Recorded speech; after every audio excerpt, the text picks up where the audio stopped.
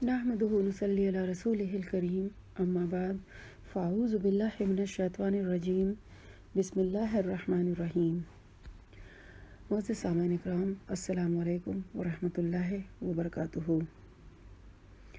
آسانی تکلیف کے ساتھ ہوتی ہے، جیسے کہ قرآن مجید پر آتا ہے ان مع العسر یسرا، بے شک ہر مشکل کے ساتھ آسانی ہے۔ تنگی اور آسانی کیوں ہے؟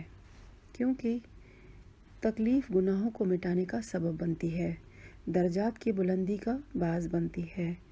بندہ مومن جانتا ہے کہ اس مشکل وقت میں رب مجھے کچھ سکھانا چاہتا ہے، میری اصلاح کرنا چاہتا ہے، اور یہ میری تقدیر کا حصہ بھی ہے اور اسی کا فیصلہ ہے، اور اس کا ہر فیصلہ خیر پر مبنی ہے۔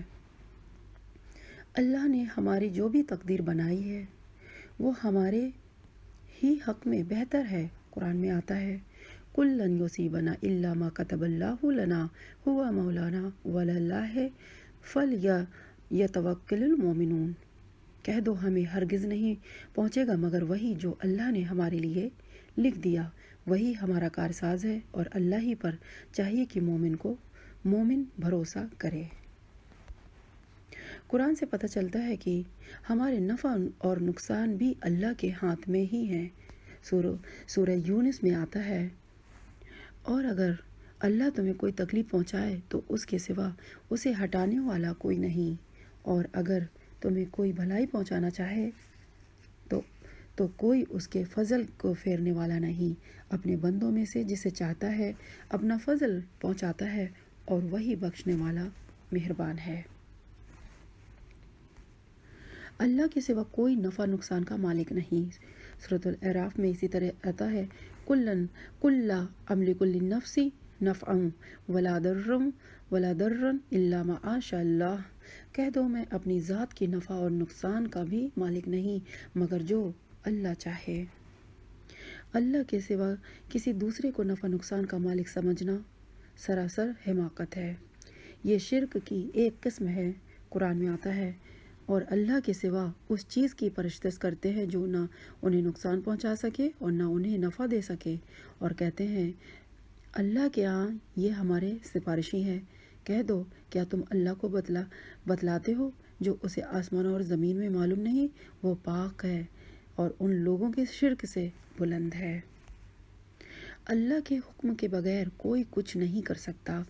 اگر پوری دنیا بھی مل کر کوئی نفع پہنچانا چاہے تو اللہ کے حکم کے بغیر ایسا نہیں پہنچ سکتا۔ اسی طرح اگر پوری دنیا کے لوگ مل کر نقصان دینا چاہے تو بھی نقصان نہیں دے سکتے مگر اللہ چاہے تو۔ عبداللہ بن عباس سے روایت ہے کہ نبی اکرم صلی اللہ علیہ وسلم نے فرمایا، جان رکھو کہ اگر ساری امت مل کر بھی تمہیں نفع پہنچانا چاہے تو تمہیں نفع نہیں پہنچا سکتی سوائے اس کے جو اللہ نے تمہارے لیے لکھ دیا، اور اگر وہ سارے مل کر تمہیں نقصان پہنچانا چاہیں تو نقصان نہیں پہنچا سکتے سوائے اس کے جو اللہ نے تمہارے لیے لکھ دیا۔ اس حقیقت کی عملی مثال ہمیں تاریخ میں ملتی ہے۔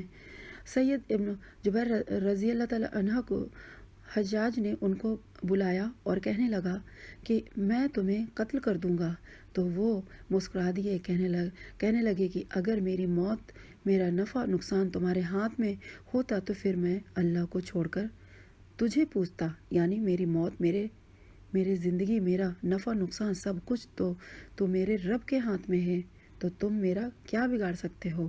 تو حقیقت ہے کہ وہ اس کا کچھ بھی نہ بگاڑ سکا۔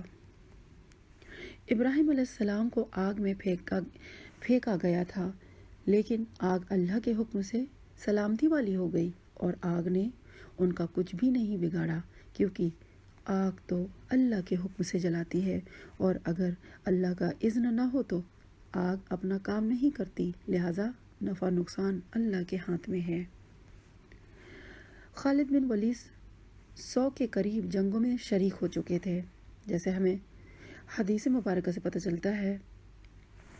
وہ کہتے ہیں کہ میرے جسم پر ایک بالش جگہ بھی ایسی نہیں کہ جہاں کسی تیر تلوار نیز کا نشان نہ ہو، لیکن ان کو اپنے بستر پر ہی موت آئی۔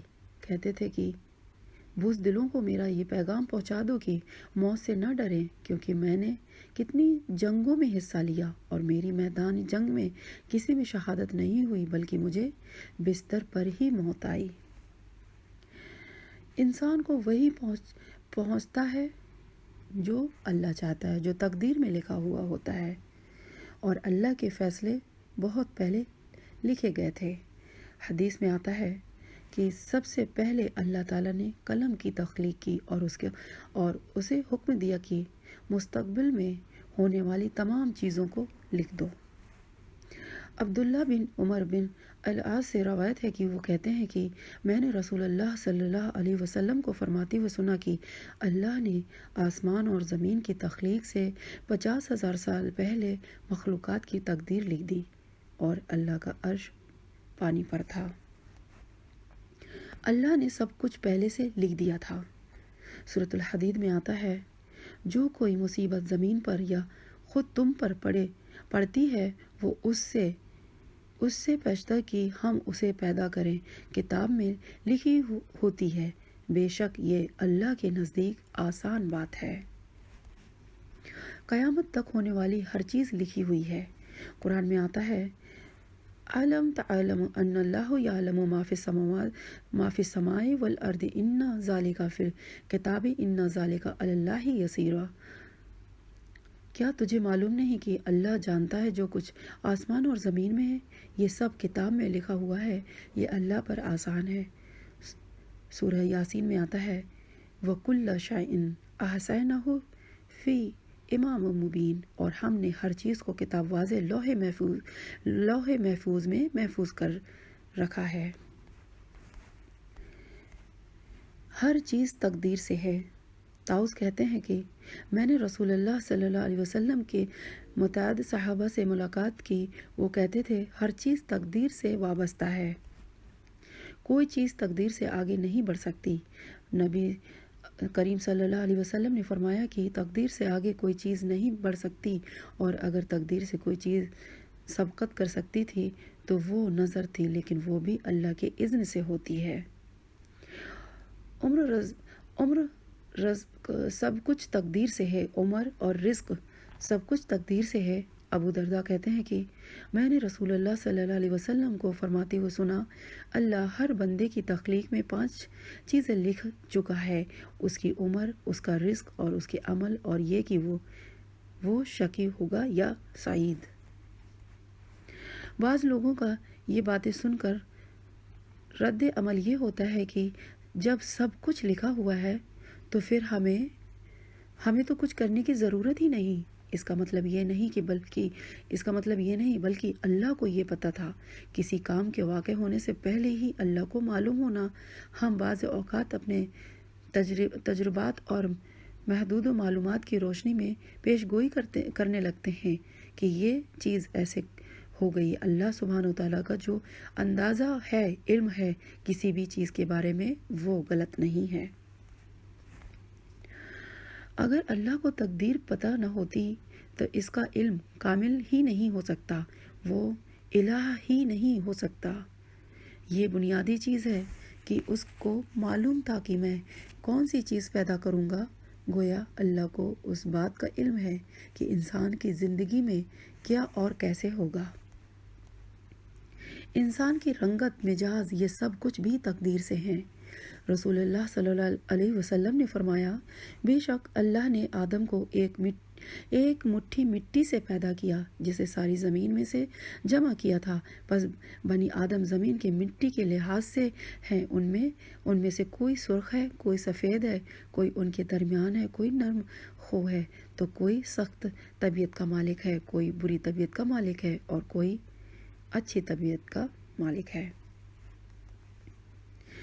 حسن کہتے ہیں کہ آزمائش کا آنا بھی تقدیر میں سے ہے۔ بے شک اللہ نے مخلوقات کو پیدا کیا تو ان کے ساتھ ان کی تقدیر کو بھی پیدا کیا، ان کی عمروں کو تقدیر کے مطابق تقسیم کیا، ان کے رزقوں کو تقدیر کے مطابق تقسیم کیا، اور آزمائش اور صحت و تندرستی کو بھی تقدیر کے مطابق تقسیم کیا۔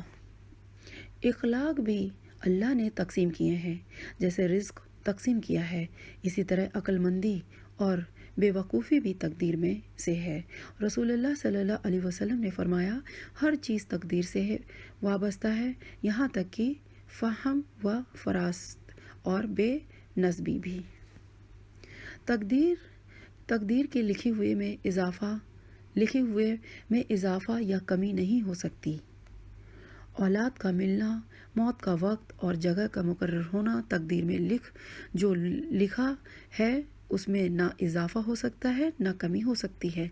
लेकिन इसका ये मतलब नहीं कि इंसान एहतियात ना करे और अपनी कोशिश ना करे, क्योंकि अल्लाह सुब्हानहू तआला ने इंसान को इरादा और इख्तियार भी दिया है और ये भी तकदीर का हिस्सा है। फिर अल्लाह को पहले से पता था कि अपने इरादे और इख्तियार को किस तरह इस्तेमाल करेगा। मारूफ बिन अब्दुल्लाह कहते हैं, किसी को ऐसा नहीं होना चाहिए कि वो ऊंचे पहाड़ पर चढ़कर खुद को नीचे गिरा ले और कहे कि ये मेरे रब ने मेरे तकदीर में पहले से मुकर्रर किया। भला उसको पहले से तकदीर का कैसे पता चल गया, बल्कि उसे अपनी एहतियात करनी चाहिए। फिर अगर कोई तकलीफ़ उसे पहुँचे तो उसे यकीन रखना चाहिए कि ये यकीनन उसे कोई मुसीबत नहीं पहुँचा सकता मगर सिर्फ वही जो अल्लाह ने उसके लिए लिख दिया। तकदीर पर ईमान का एक अहम रुकन है। रसूलुल्लाह सल्लल्लाहु अलैहि वसल्लम ने फरमाया, कोई बंदा उस वक्त तक मोमिन नहीं हो सकता जब तक 4 चीज़ों पर ईमान न लाए। गवाही दे कि अल्लाह के सिवा कोई इबादत के लायक नहीं और बेशक मोहम्मद रसूलुल्लाह सल्लल्लाहु अलैहि वसल्लम अल्लाह के रसूल हैं। उसने मुझे हक़ के साथ और मोहम्मद सल्लल्लाहु अलैहि वसल्लम को हक़ के साथ भेजा है और वो मौत पर ईमान लाए और मौत के बाद दोबारा जिंदा होने पर और तकदीर पर ईमान लाए। तकदीर को झुटलाने से अमाल की अदम कबूलियत होती है।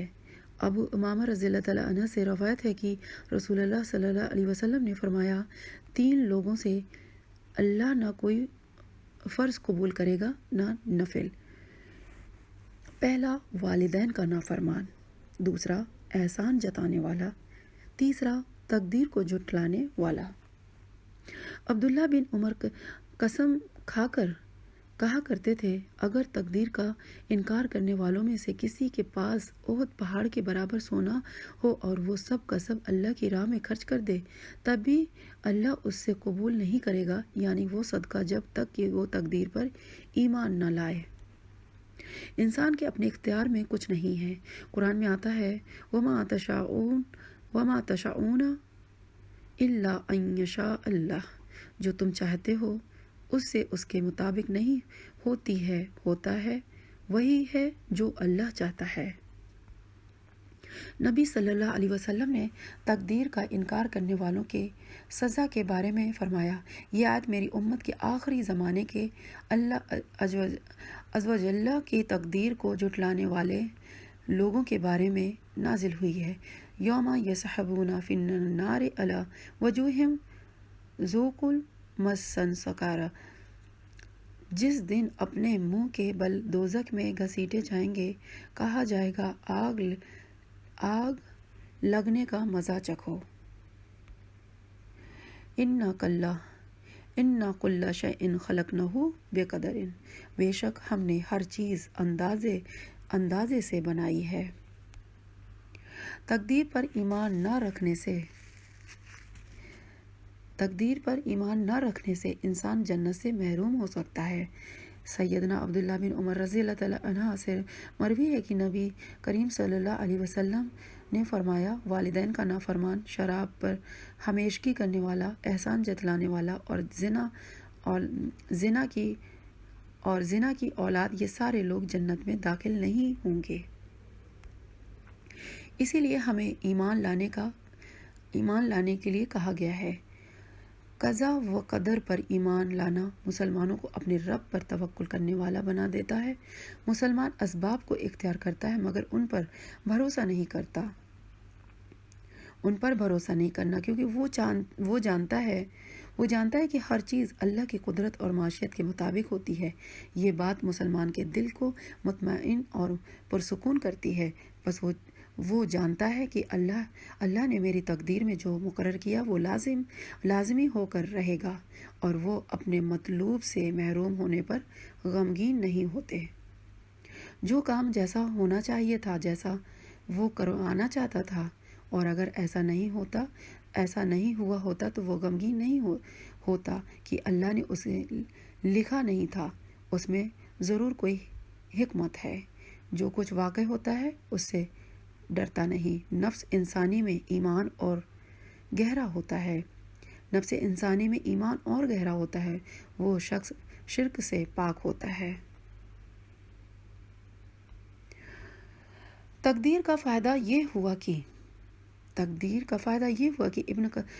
ابن قیم رحمۃ اللہ علیہ کہتے ہیں کہ اللہ کی تقدیر پر راضی ہونا اللہ کا بہت بڑا دروازہ ہے، اور دنیا کی جنت ہے، اور عبادت گزاروں کی آرام گاہ ہے، اور شوق رکھنے والی آنکھوں کی ٹھنڈک ہے، اور جو اپنے دل کو تقدیر پر راضی کرنے کے ساتھ پھیر لیتا ہے، اللہ اس کے دل کو بھی بے نیازی اور امن سے بھر دیتا ہے، اور اس کو اپنی محبت کے لیے خالی کر لیتا ہے۔ اس کی تعریف متوجہ ہو جاتا ہے، اور وہ شخص اپنے رب پر ہی توکل کرتا ہے، جس سے اللہ کے ساتھ ہی راضی ہونے میں ہے۔ کوئی حصہ اگر زندگی میں چھوٹ جاتا ہے تو اس پر برعکس چیزوں سے بھر جاتا ہے، اور جس چیز میں اس کو خوشنودی اور فلاح ہوتی ہے وہ اس سے پھر جاتا ہے۔ انسان جب تقدیر پر ایمان لاتا ہے تو اس کی زندگی میں راحت اور کشادگی آتی ہے۔ ابن مسعود کہتے ہیں کہ اللہ نے اپنے انصاف اور علم کی وجہ سے راحت اور کشادگی کو یقین اور رضا میں رکھا ہے، اور غم اور پریشانی کو شک اور ناراضگی میں رکھا ہے۔ اور جو لوگ تقدیر کو ایکسیپٹ نہیں کرتے وہ مسلسل غم اور پریشانی میں رہتے ہیں۔ تقدیر پر ایمان لانے سے قیامت کے دن بلند درجات ملیں گے۔ حکیم بن جعفر سے مروی ہے کہ عبداللہ کہتے ہیں کہ جو لوگ اللہ عز و جل سے ہر حال میں راضی ہو جاتے ہیں کہہ کے کہ یہ تو اللہ نے لکھا تھا، تو قیامت کے دن ان کے درجات کو اللہ تعالیٰ بلند کر دے گا، اور یہ بھی کہا کہ جس کو رضا دے دی گئی ہے وہ افضل درجات تک پہنچے گی۔ اللہ کا علم ہر چیز کو گھیرے ہوئے ہے۔ اللہ تعالیٰ غائب کو، موجود کو، ظاہر کو، چھپی ہوئی چیز کو جانتا ہے، اور اس پر کوئی چیز چھپی ہوئی نہیں۔ وہ تو سینوں میں آنے والے وسوسوں تک کو جانتا ہے۔ کائنات میں واقع ہونے والے ہر خیر اور شر اللہ کے ارادہ اور معیشت سے ہوتا ہے۔ کوئی کام اللہ کی اجازت کے بغیر نہیں ہوتا۔ اگر کوئی مشکل آ گئی ہے تو پھر اللہ ہی کی طرف رجوع کرو، اللہ کی طرف لوٹو، اسے دعائیں کرو، اور اللہ سے دعائیں کرو، اسے راضی کرو، گڑ گڑا کے دعائیں مانگو، کیونکہ وہی اس کا ٹال سکتا ہے۔ جو مصیبت آئی ہے اسی کے اذن سے جائے گی، اس کو راضی کرنا ہے۔ اللہ کا ہر فیصلہ مصلحت پر مبنی ہے، چاہے وہ بیماری کا ہو یا صحت کا ہو، یا خوشحالی کا ہو یا تنگی کا ہو، کیونکہ اللہ کا ہر فیصلہ حکمت پر مبنی ہے۔ بظاہر نظر آنے والے شر میں بھی خیر ہو سکتی ہے، اور وہ تمہیں ناگوار ہے، اور ممکن ہے تم کسی چیز کو ناگوار سمجھو اور وہ تمہارے لیے بہتر ہو، اور ممکن ہے کہ تم کسی چیز کو پسند کرو اور وہ تمہارے لیے مضر ہو، اور اللہ ہی جانتا ہے اور تم نہیں جانتے۔ کوئی چیز آپ کو بری محسوس ہوتی ہو لیکن وہ آپ کے حق میں بہتر ہوتی ہے۔ اللہ جو چاہتا ہے وہ کرتا ہے۔ اس سے پوچھا نہیں جاتا کہ ایسا کیوں کر رہے ہیں، لیکن انسانوں سے پوچھا جائے گا، کیونکہ وہ ہمارا مالک وہی ہے۔ اللہ کسی پر ظلم نہیں کرتا۔ سورۃ الکہف میں آتا ہے وَلَا يَظْلِمُ رَبُّكَ أَحَدًا، اور تیرا رب کسی پر ظلم نہیں کرے گا۔ اللہ سبحانہ و تعالیٰ کے اسماء کے علاوہ وہ ہر چیز مخلوق ہے۔ قرآن میں آتا ہے اللہ خلق کل شیء وہو علی کل شیء وکیل۔ اللہ ہی ہر چیز کا پیدا کرنے والا ہے اور وہی ہر چیز کا نگہبان ہے۔ وخلق کل شیء فقدرہ تقدیرا، اور اس نے ہر چیز کو پیدا کر کے اس کی بناوٹ بنائی۔ اس سے پتہ چلتا ہے کہ انسان کو اگر تقدیر کی سمجھ آ جاتی ہے تو اس کو یہ پتہ چل جاتا ہے کہ اس کا جو دشمن ہے وہ کمزور ہے اور وہ بھی اللہ کی مخلوق ہے۔ اللہ کی تقدیروں پر صبر کرنا چاہیے، اللہ کی تقدیروں پر صبر کرنا چاہیے، یہی کامیابی کا راز ہے۔ صبر اور مدد کے ساتھ مدد طلب کرو۔ پہنچنے والی مصیبت پر صبر کرنا، اپنے سے زیادہ مصیبت میں مبتلا شخص کو دیکھیں تو صبر آ جاتا ہے۔ بے صبری کا مظاہرہ نہ کریں، صبر اور ثواب سے محروم نہ ہوں، صبر اور اجر کی امید رکھیں۔ جب تک مصیبت باقی رہے صبر سے لذت محسوس کریں، مصیبت کو اللہ کی رحمت سمجھیں، مصیبت کو ناپسند نہ کریں۔ اللہ کے مولی ہونے کا تقاضا اس کے قضا و قدر پر راضی رہیں۔ اللہ کے ہر فیصلے میں بھلائی ہے، اللہ بھلائی کا ارادہ ہے ہمارے ساتھ۔ نبی صلی اللہ علیہ وسلم نے فرمایا، اللہ جس کے ساتھ بھلائی کا ارادہ کرتا ہے اس کو مصیبت میں مبتلا کر دیتا ہے۔ مصیبت میں انسان کے لیے کئی بہتریاں ہیں۔ مومنوں کو اللہ پر بھروسہ کرنا چاہیے، توکل کرنا چاہیے، کیونکہ جو اللہ پر بھروسہ کرتا ہے وہ نامراد نہیں ہوتا۔